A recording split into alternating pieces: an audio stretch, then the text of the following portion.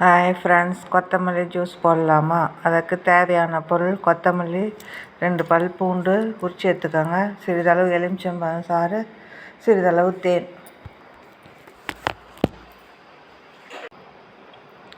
சிறிதளவு கருப்பு உப்பு போட்டுக்கோங்க. அப்புறம் வடிகட்டிக்கோங்க.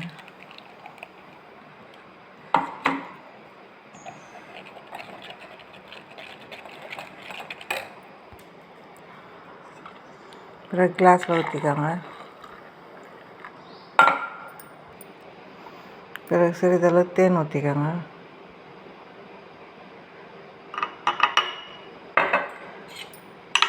நல்லா கலந்துக்கோங்க.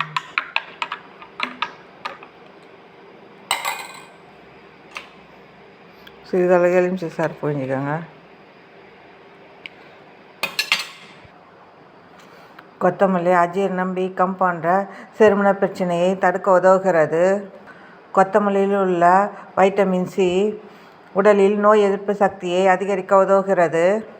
இதில் கெட்ட கொலஸ்ட்ரால் அளவை குறைத்து நல்ல கொலஸ்ட்ரால் அளவை அதிகரிக்கவும் இரத்த அழுத்தத்தை கட்டுப்படுத்தவும் உதவுகிறது. இது கெட்ட கொலஸ்ட்ரால் அளவை குறைத்து நல்ல கொலஸ்ட்ரால் அளவை அதிகரிக்கவும் இரத்தத்தின் அழுத்தத்தை கட்டுப்படுத்தவும் உதவுகிறது. கொத்தமல்லி இலை இரத்தத்தின் சர்க்கரையின் அளவை நிர்வகிக்க உதவுகிறது. இது கொத்தமல்லியில் உள்ள ஊட்டச்சத்துக்கள் எலும்பு ஆரோக்கியத்தை பலப்படுத்த உதவுகிறது. இதில் உள்ள சத்துக்கள் கண் பார்வை ஊக்குவிக்கின்றன. கொத்தமல்லியில் குறைவான அளவு கலோரி உள்ளதால் நார்ச்சத்து அதிகமாக இருப்பதால் எடையும் குறைக்க உதவுகிறது. கொத்தமல்லி ஆசுழற்சி எதிர்ப்பு பண்புகள் உள்ளன. இவை உடலில் ஏற்படும் வீக்கத்தை குறைக்கவும் உதவுகிறது. கொத்தமல்லியில் உள்ள வைட்டமின் சி மற்றும் வைட்டமின் இ மற்றும் வைட்டமின் ஏ நோய் எதிர்ப்பு சக்தியை மேம்படுத்தும். இதில் உள்ள வைட்டமின் சி இரத்தத்தில் வெள்ளை அணுக்களை சிறப்பாக செயல்பட உதவுகிறது.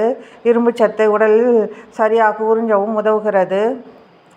இரத்தத்தில் இன்சுலின் அளவை தூண்டி சர்க்கரையின் அளவை குறைக்க உதவுகிறது. இதில் கால்சியம், மெக்னீசியம் மற்றும் பாஸ்பரஸ் உள்ளதால் எலும்பை பலப்படுத்தவும் உதவுகிறது. கொத்தமல்லி இலை வயிற்று வலி, வயிற்றுப்போக்கு, குடல் பிடிப்பு, வாயு மற்றும் குமட்டல் போன்ற பிரச்சனையை தீர்க்கிறது.